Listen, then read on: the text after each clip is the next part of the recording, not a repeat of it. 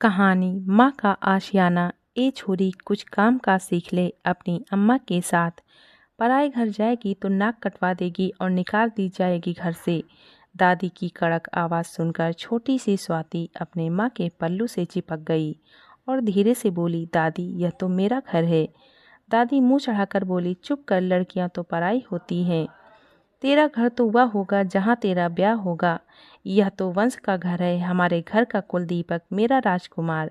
आजा दादी की गोद में, कहते हुए सारा लाड़ वंश पर उड़ेल दिया।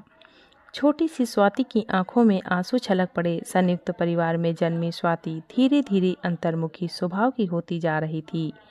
वजह थी परिवार में दादी का बोलबाला। दादी जिनकी सोच अभी भी वही थी कि लड़के से ही परिवार का नाम आगे बढ़ता है, लड़कियां तो पराई होती हैं। स्वाति बचपन से देखती सुनती आ रही थी कि पापा भी दादी की कोई बात नहीं टालते थे, जिसकी वजह से स्वाति की माँ सुनैना भी दब कर रह गई थी। बचपन से दादी के ही रंग में रचे बसे पापा माँ की कोई बात सुनना ही कहाँ चाहते थे। दादी हर बात में नुक्ताचीनी करती थी, माँ की हर बात में कमियां निकालना और साथ में यह कहना, अपने घर से कुछ सीख कर भी आई हो। ये पराई लड़कियां क्या जाने हमारे घर के तौर तरीके।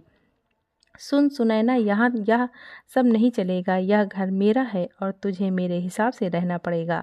स्वाति बाल मन में उठे प्रश्न की उधेड़बुन में उलझी। यह उत्तर ही नहीं ढूंढ पा रही थी कि दादी के कहे अनुसार यह घर लड़कियों यानी मेरा नहीं, मेरी माँ की शादी के बाद यह घर भी तो माँ का नहीं बल्कि दादी के कहे अनुसार दादी का घर है। तो आखिर मेरा या माँ का घर कौन सा है? इस सोच के साथ उम्र की दहलीज पार करते हुए अंदर ही अंदर घुट रही थी स्वाति। कई दफा मन कशमशा कर रह जाता और जब वह पापा को अपना पुरुषत्व माँ पर दिखाते देखती। पापा भी कहाँ पीछे रहते थे माँ को सुनाने में। माँ जब भी पापा से अपने दुख या परेशानियों को बांटने की कोशिश करती तो पापा सीधे से जवाब देते, इस घर में रहना है तो हमारे कायदे कानून से रहो, वरना वह रहा बाहर का रास्ता, ढूंढ लो अपना ठिकाना।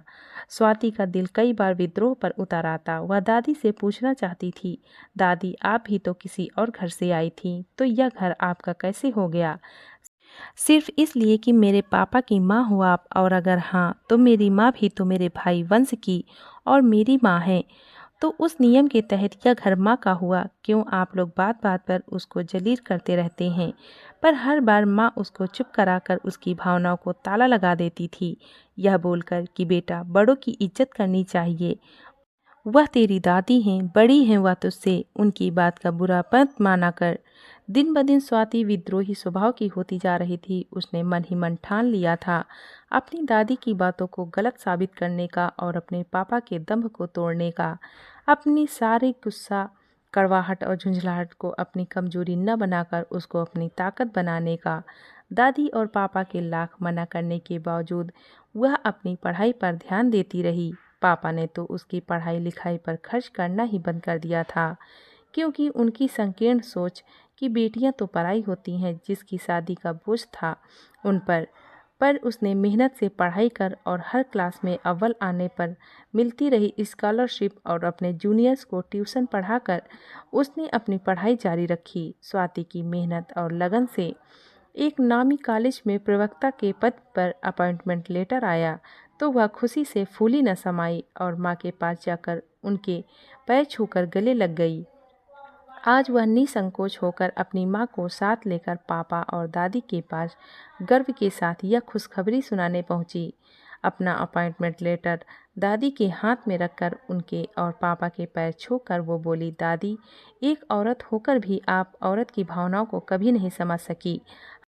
हमेशा आपने और पापा ने माँ को पराये होने का ही ताना दिया।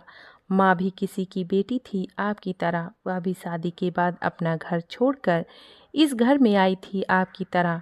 उन्होंने अपनी पूरी जिंदगी इस घर को दी है, फिर भी वह पराई है का ताना तंज सुनती आई है। क्या आप बताएंगी औरत का अपना घर कौन सा होता है? क्योंकि कोख जाई माँ का घर भी लड़की के लिए पराया होता है। शादी होकर ससुराल आई तो वह घर पति का होता है, तो यह घर भी उसका नहीं तो आखिर कौन सा घर होता है हम औरतों का?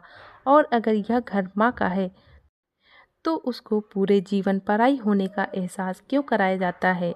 बस बहुत हुआ दादी, अब अगर आपने और पापा ने माँ को पराये होने का ताना दिया तो अब और नहीं सुनूंगी आप दोनों की बातें। अपनी माँ के आशीर्वाद से आज मैं इतनी सक्षम हो गई हूँ कि ले जा सकती हूँ अपनी माँ को एक नए आशियाने में, जो माँ का आशियाना होगा। अपनी माँ का हाथ अपने हाथों में लेकर स्वाति ने गर्व से बोला, दादी मानो तो बहू भी अपनी है वरना बेटी भी पराई है। घर सिर्फ आदमी से ही नहीं वरन आदमी और औरत की साझेदारी से बनता है। घर जितना आदमी का होता